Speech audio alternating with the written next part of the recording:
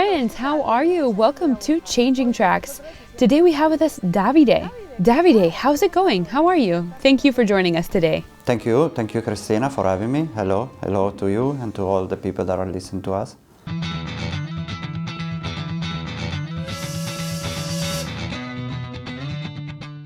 That's great. I'm so glad to have you here with us today. I can't wait to hear your story. So tell us a little bit about your childhood, adolescence, and what type of family did you grow up in? Where did you grow up? I grew up in a small village called Racconigi on the 25 kilometers south of Turin. That's in Italy. I was the first child of myself and my brother. My childhood, unfortunately, Christina, wasn't a happy one.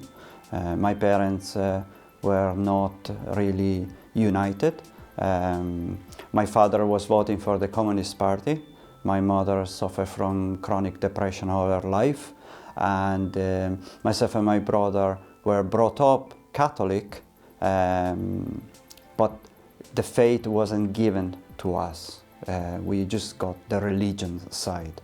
So I was part of the catechism, I went to school, I became an altar boy, but at the age of confirmation I left the church. You know, I wasn't followed up by my parents, I wasn't pushed to stay in the church. And my mom and dad never showed love, you know, the word we love, to myself and my brother. In our family, it was a reign of terror, and I was afraid of my dad because he was very disciplinarian.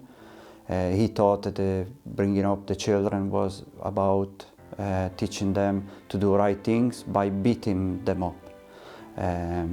My mother, in her own wellness, she followed the Catholic faith for a period.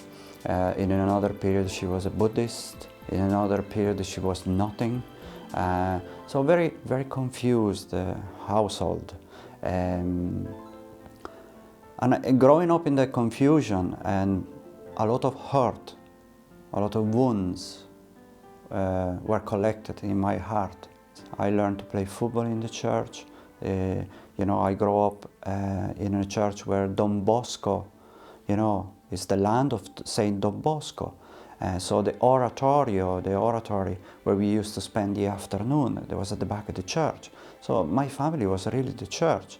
But these beautiful people that were looking after us, the sister and lay people looking after these children, were full of love and joy.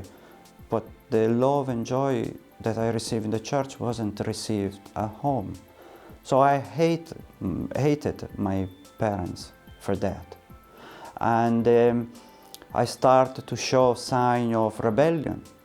So I became addicted to sugar. I used to steal anything that was sweet in the house, eat it.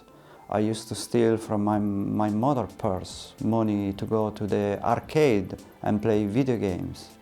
But one thing that was fulfilling my life was soccer. I became a great soccer player. I actually played professional football in a lower division in Italy, and I was paid a salary like every month to play football.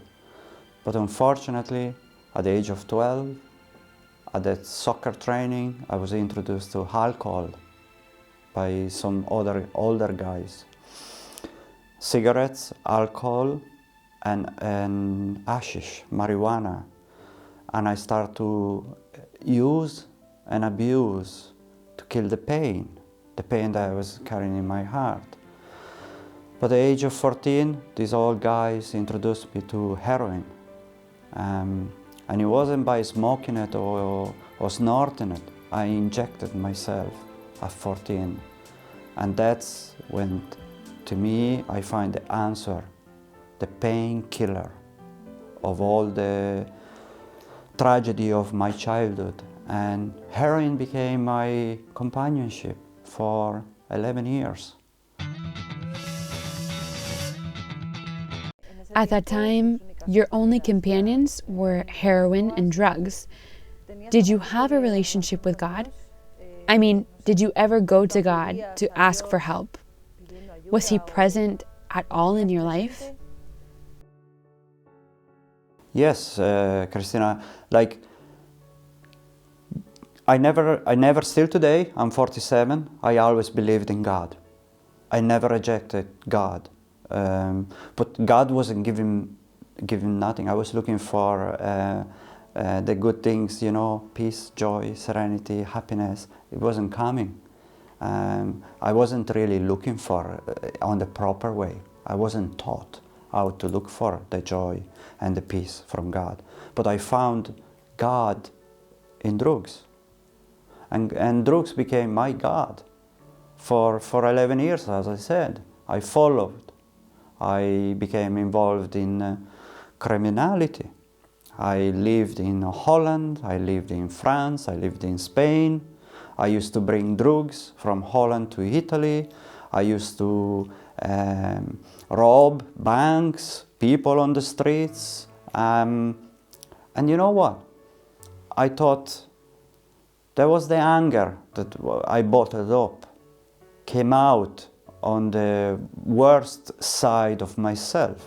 I had no fear to die, no fear to anyone could hurt me, because I was hurted in my home. So that mask of this hard man, it fitted properly with me, and I made a career out of it. But the career brought me to the completely darkness of the world. I attempted suicide 5 times, and I can say today, thank God, I wasn't successful. Thank God, He never forgot about me. But I had no desire or no joy. I was 40 kilos. I had a disease in my liver. I had only 1 kidney. I had no veins in my arms. I had no veins in my legs. I was battered, okay? But after my 5th attempt suicide, and I have to say, Christina, I was homeless for my last 3.5 years of drug addiction. I lived in Turin train station with other homeless people, all addicted to certain drugs. Every Monday night there was a man called Peter that he used to come with a flask of tea and sandwiches at the corner of the train station to feed the homeless. And everybody in the circle of the train station knew Peter. And he was maybe in the late 60s, when, you know, I'm talking about 1993. Peter, every Monday night at 9 p.m. would arrive. And Peter had time for everyone, but I look at more personal to me. Peter will always greet me and say, "How are you, my son, today?" My son. What is things I have never heard from humanity. How are you, my son? He never said to me, "Look at the state of you. Look what you're doing to your life." He never said to me, "How bad did I really looked?" I could see that in the mirror anyway. But he said, "Have you eaten today?" And you will tell him story and what you were up to for the day. And he will hand you a sandwich and he'll hand you a cup of tea. And he'll say, "I'm going to talk to the others now and I'll come back to say goodbye to you." Peter was a lifesaver to me. Peter was Jesus to me. If I have to put an explanation, how can you find Jesus in the confusion, in the mess, in the darkness? Peter was my first sight of the real Jesus. When he used to come to say goodbye, he will say, "Davide, if one morning you wake up and you have enough of this life, there is a place that is waiting for you." And he will give you like a business card of this conservative Catholic community called Cénaculo. So, what did you do? Is that where you took your lifeline? Did you decide to go there through Peter? Peter was the tool that Jesus have put in my journey to make me come to an awareness that my attempt suicide wasn't the solution to find peace, joy, and happiness in life. So one morning, I woke up. It was the 16th of August, 1996. I still remember because great memory. I woke up, I got drugs, I injected myself, and I jumped in the train and I went home to my parents. So, Christina, my parents have, for my last 5 years before I joined this community, they didn't know where I was. They didn't know if I was alive, dead. They stopped looking for me. You know, I was living so many places, But I came back home to my mother. She welcomed me on the threshold, you know, and she says to me, "What do you want?" And I said, honestly, I said to my mother, "Mom, I just felt that I didn't want to die on the side of the street." And because physically I was so drained, spiritually, I thought I was coming to die home. But my mother, in all unwellness, she said to me, "The only way you can walk through the threshold of my house," she says, "is that you promise me that you go to the community Cénaculo." And at that stage, you know, it was like, yeah, look, I will. I'll try it. And on the 21st of August, 1996, I joined the community. 5 days later. It was like a completely shock coming from the train station to a conservative Catholic community.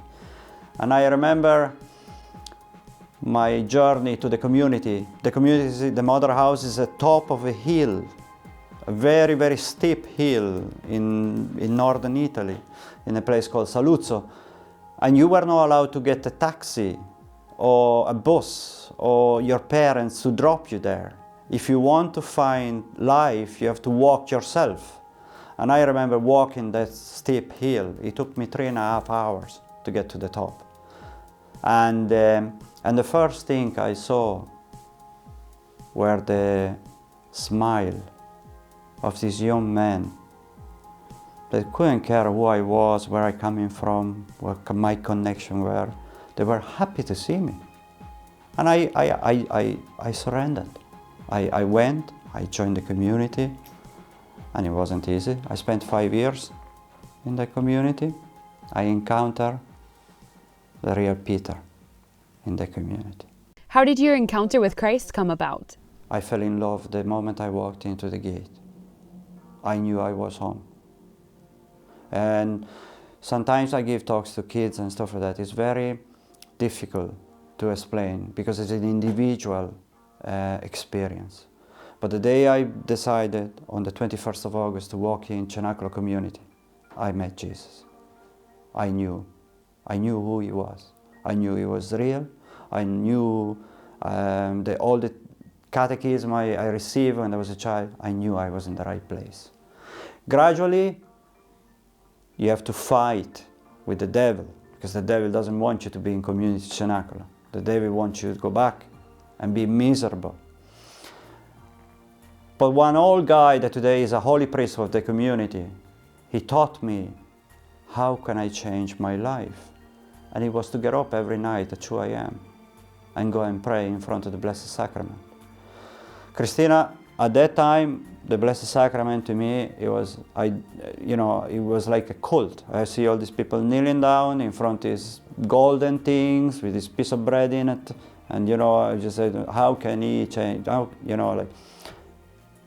But the first miracle was to get up, because I was a drug addict, and I'll die a drug addict. There's no cure for my disease, so abstinence is the only cure.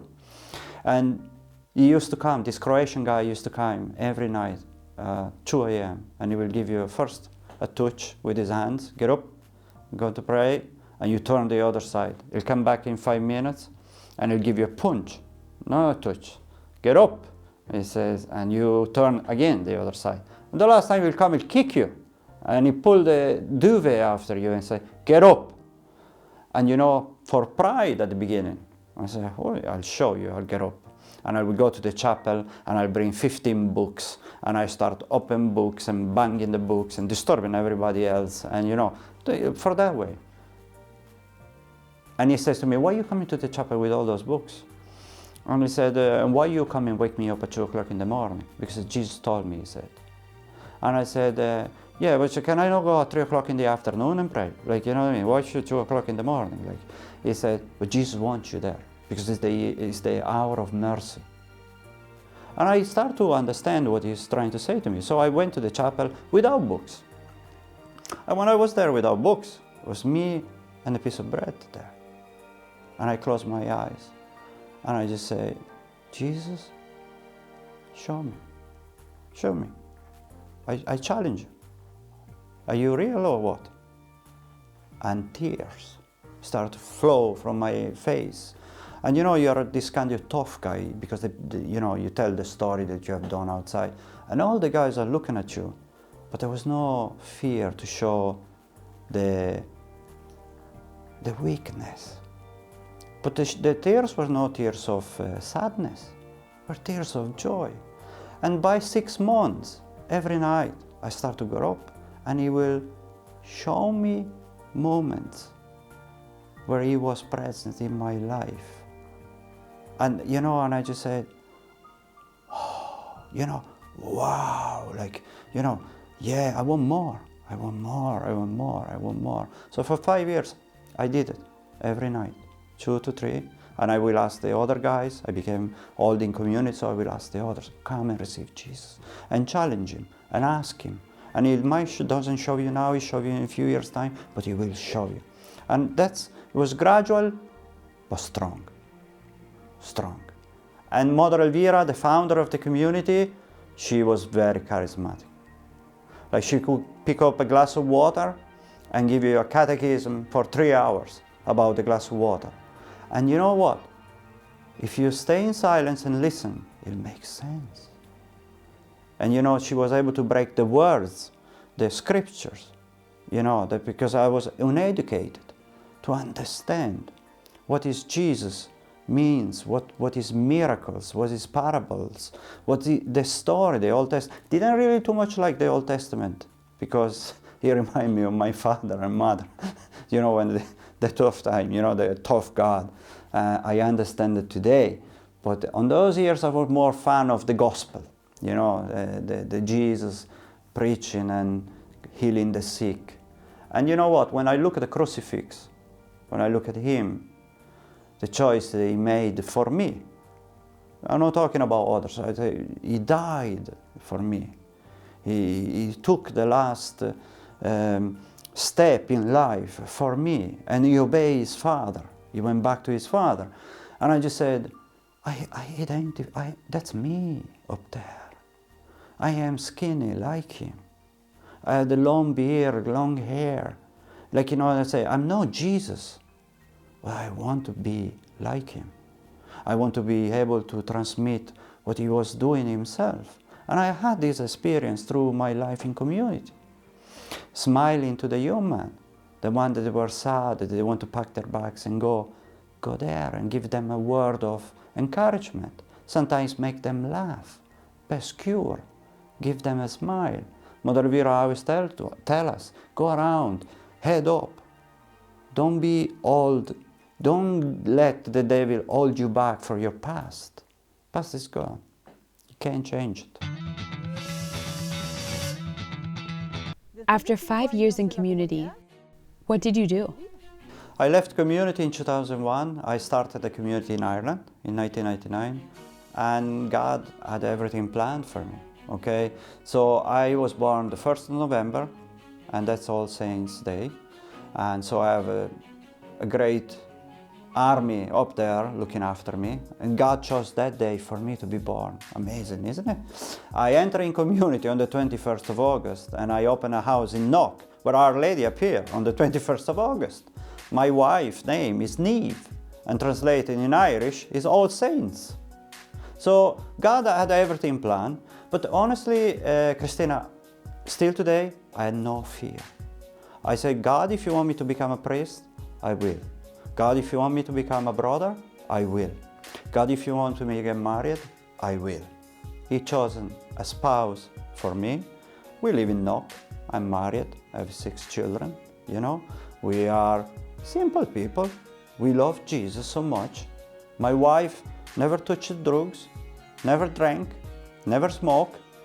She went away a bit of her faith, but not too far. Like, you know, she went to America, she was working, but she came back in year 2000, you know, this big movement in Ireland, and she found Jesus. So we were praying for each other for a long time. So God had prepared me for her.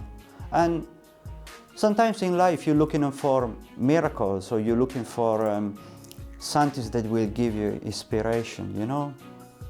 When I'm looking for Our Lady of Jesus in my life, I have in my home 24/7, 365 days a year. The love that my wife has for me, the rejected, we say the right word, the scumbags, the drug addict, the criminal, the worst person that changed the things they used to do for bad, for good today. And she accepted me for who I was. She knew who I was, she knew the danger, and God blessed us with 6 children. God blessed us with that. When I was sitting at a train station, I didn't have those desire and dreams. But when I surrendered to His love, to His mercy, to His real presence in my life, everything is fine. Like, life is so simple, really. You know what you have to do in the morning? Just get up. And don't say, oh God, please today, can you do this, can you do that for me? No, just say, what can I do for you, God, today? And just be alive. Just be who you are and proclaim the good news. God, Jesus in one of the parables cure paralytics, cure people with the la lepra, the leprosy, okay? And many have been cured and run away. One came back and thank Him. So my coming back is to say thank you to Jesus for having given me my mom and dad. My healing came when I forgave everything that happened to me as a child, and used that as the most precious gift that God has given to me when I was a child. The cross. The only way to heaven is the cross. And God told me, your shoulder quite big, you can carry it, no problem whatsoever. And I tell you, since my conversion in 1996, there is moment of cross.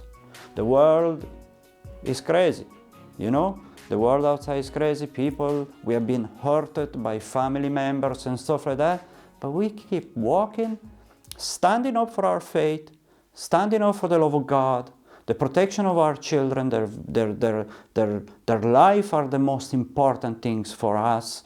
And by only be so natural and simple and not having any mask, you know, like what beautiful can happen to our children? You know, if we are real, they are real too.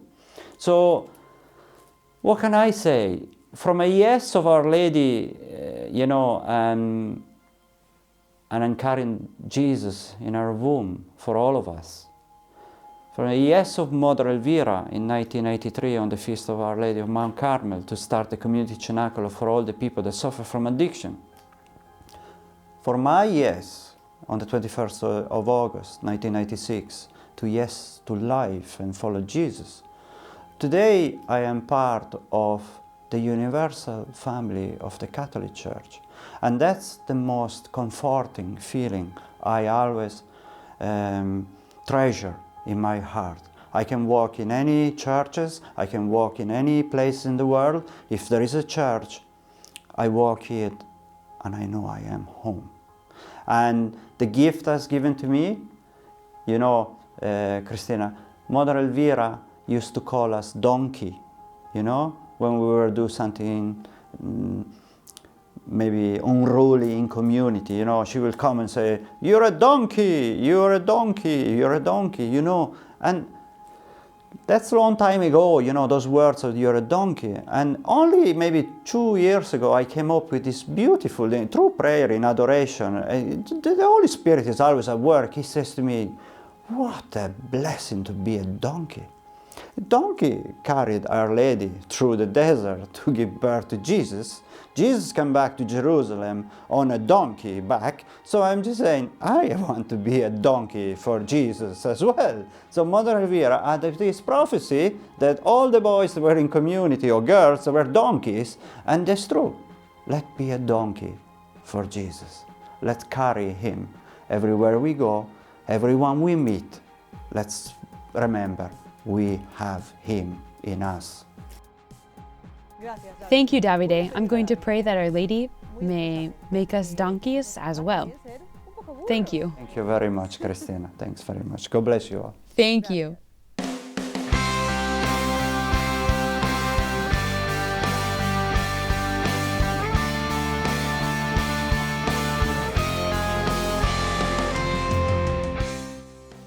Friends, here you have Davide. Wow. It sounds a little bit strange to ask for something like this, but sometimes we have to be drastic. So, you know what you have to do.